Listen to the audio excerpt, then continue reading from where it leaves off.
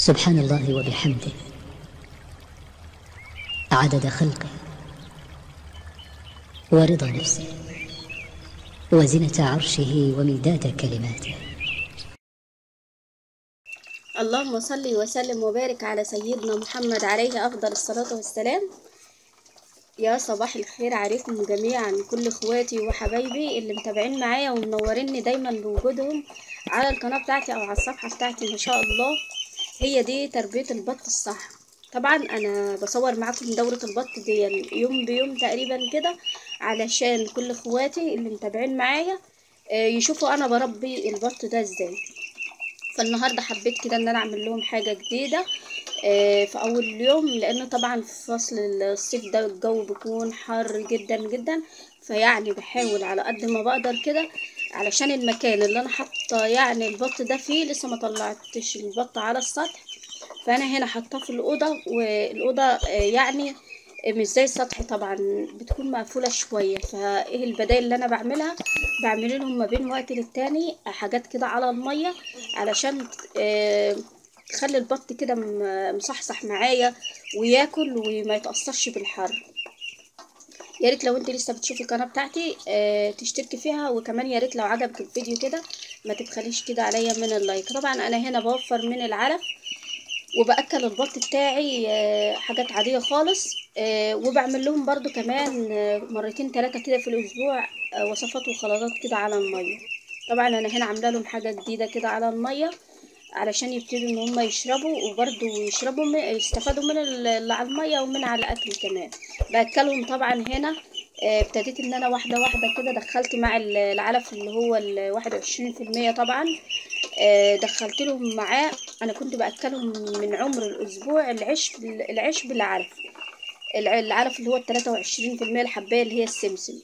بعد ما البط بقى كبر معايا ابتديت ان انا غيرت العلف ل21 والعيش كمان معاه، وابتديت واحده واحده ايه نزلت كده اول يوم بشويه رده صغيرين، تاني يوم بشويه دشيشه وسط، بعد كده برضو تالت يوم ابتديت ان انا زودت شوية الفول اللي هو المجروش، اللي طبعا يكون ناعم علشان البط برضو ايه لسه صغير. هو البط كده بريش، فانا محتاجة ان انا اخلي البط يجمد معايا، عظمه ينشف معايا، بحيث ان هو يبتدي ان هو يقفل الريش على شهرين الاسبوع يكون مقفل الريش تمام.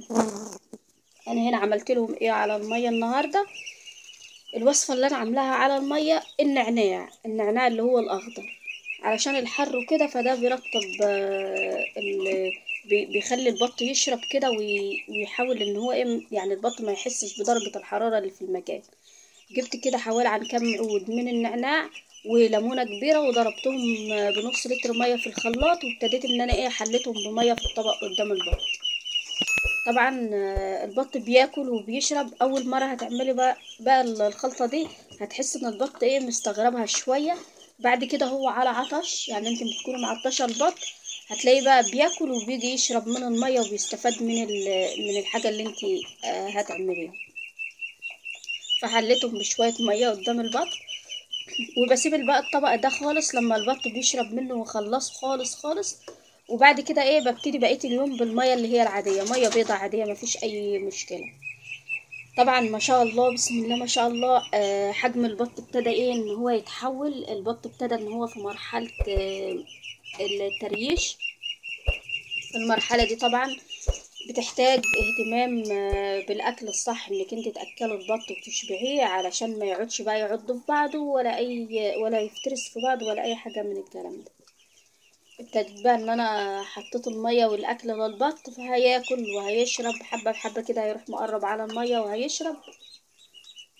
وهو من العطش هتلاقيه لازم تكوني معطشه البط بتاعك قبل ما تحطي له اي خلطه، عطشيه علشان ان هو ايه يبتدي ان هو يشرب منها. طبعا انا هنا بحط للبط كام وجبه في اليوم. باكل البط بتاعي تقريبا 3 مرات في اليوم كده، بحيث ان هو يكون البط يكون شبعان، علشان الجوع هو اللي بيخلي البطه تقعد بقى تاكل في ظهر بعضها كده وتنهش في التانية. وطبعا الازدحام كمان لما الطيور تكون عندك باعداد وتكون حاطاهم في مكان مقفول، هو ده اللي بيخلي الطيور تقعد بقى تاكل في بعض لحد ما يعوروا بعض. انا هنا طبعا انا اصلا المنقار بتاع البط ده من اول لما ابتدى ان هو يعدي عمر الشهر، سواء البط بتاعي الحمد لله يعني انا عارفه انا بعمل له ايه، علشان كده ما شاء الله ما بيحصلش مشكله الافتراس ولا اي حاجه. اول لما البطه بتعدي عمر الشهر ببتدي واحده واحده كده ان انا امسك البط، كل واحده اقص طرف المنقار بتاعها، فهو ده اللي بيحميهم من الافتراس ومن غير اي حاجه. وكمان الحاجه الاساسيه كمان انك انتي ما تمنعيش العلف عن البط لحد ما البطه تكسر الريش بتاعها. مش لازم تاكلها علف صوف، ممكن تقلبي لهم معاه شويه عيش، شويه دشيشه، شويه رده. المهم ان يكون الخلطه فيها علف، عشان العلف ده بيزود في وزن البط، بيخليه يزيد ويلحم معاك على طول. ده بالاضافه بقى للحاجات اللي انت بتعمليها مع العلف. فما شاء الله يعني البط قرب اهوت وبيشرب. طالما هو على عطش يعني اي حاجه انك انت هتعملها للبط سيبيه يكون عطشان، اللي هي فتره الصبح. لو هتحطها في فتره الحر اللي هي بعد الظهريه كده، تكون معطشه البط بتاعك عشان يتعود على الحاجه اللي انت هتعملها له. تاني مره بقى خلاص هو هيكون دقها اول مره وعرف الطعم بتاعها، بيشرب ما بيحصلش اي حاجه ما شاء الله. يعني كل الموضوع ايه، هتجيبلك بجنيه واحد بس نعناع ربطتين، هتقسمهم على يومين في الاسبوع بليمونه كده، هتروحي ضربهم في الخلاط وحطهم في اليوم اللي تلاقي الجو حر فيه وصعب كده، اعمليها للبط للفراخ ايا كان الطيور اللي عندك. فالحاجات دي طبعا بتساعد البط كده ان هو ايه، آه، يتحرك كده وما يحسش بصعوبة الحرارة. لان المكان ده يعني انا بكلمكم بكل صراحة، الأوضة دي تقريبا ما فيهاش الا شباك واحد بس كده، فحسيت ان هي مقفولة كده والجو صعب، فقمت بسرعة عاملة لهم بقى الوصفة دي. وان شاء الله باذن الله تابعوا معايا، هتلاقوا كده في فيديوهات جديدة كتير جدا جدا. طبعا الناس اللي هي منوريني دايما وبيتابعوا معايا شايفين الفرق في تحول البط عامل ازاي. في الفيديوهات اللي فاتت البط كان حجمه صغير، يوم بيوم بتلاقيه بيكبر معاك وبيزيد. يا ريت كده لو انت لسه موجودة معايا لحد الآن من الفيديو ولسه ما عملتيش اللايك، بسرعة كده تعملي لايك، عشان اللايك ده هو اللي بيرفع من الفيديو، فبقوم مكملة معاكم وتلاقي كل يوم في فيديو جديد موجود على الصفحة أو على القناة.